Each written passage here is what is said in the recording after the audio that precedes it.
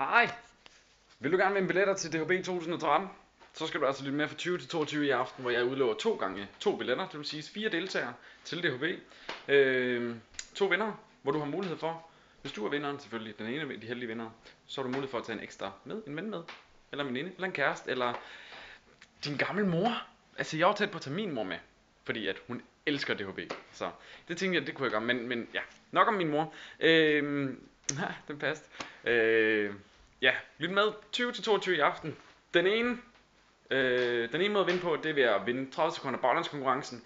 Altså 30 sekunder af et stykke musik, som bliver spillet baglands, og så skal I gætte det.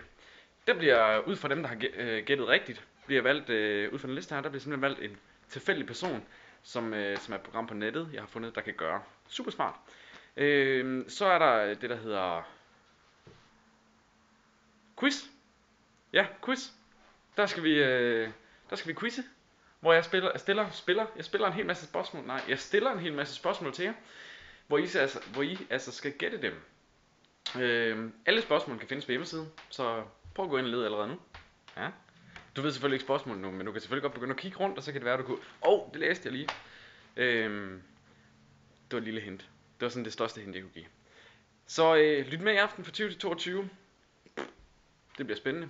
Alle svar, og jeg understreger lige igen, alle svar skal sendes på sms med teksten MENE5 mellemrum og dit svar til 1272.